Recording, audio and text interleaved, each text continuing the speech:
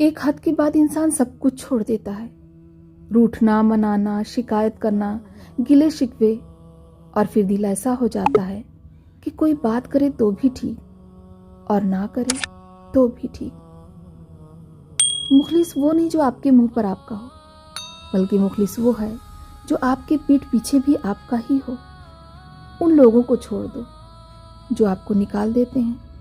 جس نے آپ کو توڑا اسے معاف کریں اور اپنی کہانی کے مالک خود بنیں اور اپنی زندگی کو مضبوط، سمجھدار اور آزاد بنائیں۔ رکاوٹوں اور مشکلات کے لیے پریشان نہ ہوا کریں، ان کے پیچھے بہت سی حکمتیں ہوتی ہیں۔ یہ آپ کا راستہ روکنے کے لیے نہیں، بلکہ آپ کو بہترین راستے پر لے جانے کے لیے آتی ہیں۔ تکلیف چھوٹی ہو یا بڑی، اس کا حل اللہ کی طرف رجوع کرنا ہے۔ اللہ کو اپنا دوست بنائیں، اللہ سے توبہ کریں، کیونکہ اللہ ہر چیز کا مالک ہے اور اللہ ہر چیز پر قادر ہے۔ کچھ لوگ یہ نہیں دیکھتے کہ آپ ان کے لیے کتنا کرتے ہیں، وہ صرف وہی دیکھتے ہیں جو آپ ان کے لیے نہیں کرتے۔ آپ ایک ناشکرے شخص کو کبھی بھی مطمئن نہیں کر پائیں گے۔ ہم اپنی ہر تکلیف، ہر خوشی سب کو بتا دیتے ہیں، سوچ کر کہ شاید کوئی سمجھے، مگر سچ یہ ہے کہ زیادہ لوگ صرف سننے کے لیے نہیں، جج کرنے کے لیے ہوتے ہیں۔ پھر وہی لوگ آپ کی کمزوریوں کو آپ کے خلاف استعمال کرتے ہیں۔ اپنی کمزوری کو ہمیشہ راز رکھو۔ زندگی تب آسان ہوتی ہے جب آپ کچھ باتیں دل اور اللہ کے بیچ رکھنا سیکھ لیتے ہیں۔ یاد رکھو، ہر بات دوسروں کو بتانے کے لیے نہیں ہوتی، اور لوگوں کے ساتھ ہمیشہ اچھا سلوک کریں، لیکن جب آپ محسوس کریں کہ آپ کی اچھائی ان لوگوں کے لیے بوجھ بن چکی ہے تو خاموشی سے انہیں اپنے دل و دماغ سے نکال دیں، بغیر کسی تلخی یا بغیر کسی بحث کے، کیونکہ ایسے لوگ آپ کے ایک لفظ کے بھی مستحق نہیں ہوتے۔ انسان نصیحتوں سے نہیں سیکھتا، وہ تجربات سے سیکھتا ہے۔ انسان زندگی میں تب پروان چڑھتا ہے جب اس کے دل کا کوئی حصہ دکھ، درد، اذیت سے کٹ جاتا ہے، اور اپنوں کی مایوس کن رویے اس کی کمر جھکا دیتے ہیں۔ انسان تب بڑا بنتا ہے جب زندگی اسے اس کی جڑوں سے اکھاڑ کر پھینک دیتی ہے۔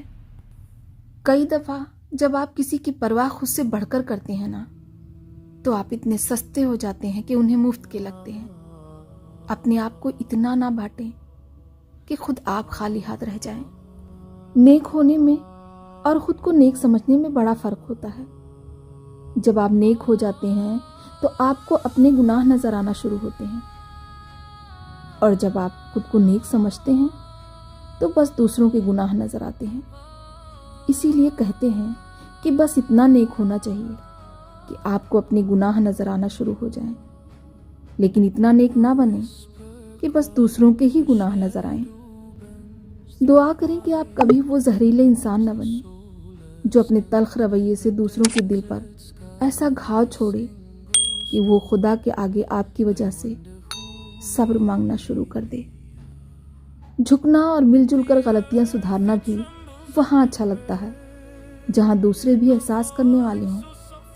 فقط ایک طرفہ جھکاؤ اور عاجزی کو لوگ اپنا حق اور دوسرے کا فرض سمجھ کر مزید اکڑ جاتے ہیں، انا کے ساتھ پیش آنے لگتے ہیں، اور پھر ایک وقت ایسا آتا ہے کہ انہیں اس بات کی لت لگ جاتی ہے کہ بس دوسرے ان کی انانیت کے آگے جھکتے رہیں۔ مخلص شخص ہر بار خاموشی اختیار کر لیتا ہے، اس لیے نہیں کہ وہ بزدل ہوتا ہے، بلکہ اس لیے کہ اس کا ضمیر اجازت نہیں دیتا کہ وہ اپنوں کو ان کے ہی لہجے میں جواب دے۔ زندگی میں کچھ لوگ خوشبو کے مانند ہوتے ہیں، ساتھ نہیں ہوتے، نظر بھی نہیں آتے، لیکن ان کی چاہت، ان کا خلوص اور ان کی باتیں تاعمر ہماری سوچ میں، ہمارے الفاظ میں اور زندگی کے ہر پہلو میں مہکتے رہتے ہیں۔ برداشت سے حالات ضرور بدل جائیں گے، بس ذرا اندر ہی اندر مسکرانے کی ضرورت ہے۔ یہ ایک راز ہے جو اسکول، یونیورسٹیوں اور دیگر اداروں میں نہیں سکھایا جاتا۔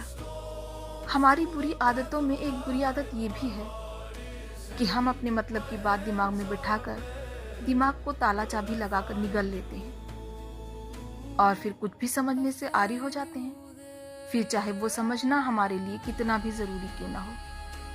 ہم نہیں سمجھتے، کہیں کسی کی بات مان لینے سے ہماری انا کو شکست نہ ہو جائے، اس لیے کیونکہ بعض اوقات ہماری انا ہماری ایمان سے بھی اوپر چلی جاتی ہے۔ کسی نے کیا خوب کہا ہے، کیوں نہ تماشا ہو جب انا بے تحاشا ہو۔ پیسہ وہ صابن ہے جو آج کے زمانے میں ہر قسم کے داغ دھبے صاف کر لیتا ہے۔ جن کی پیاس زیادہ ہے ان کے عیب بھی سمانے والوں کو اسٹائل لگتے ہیں۔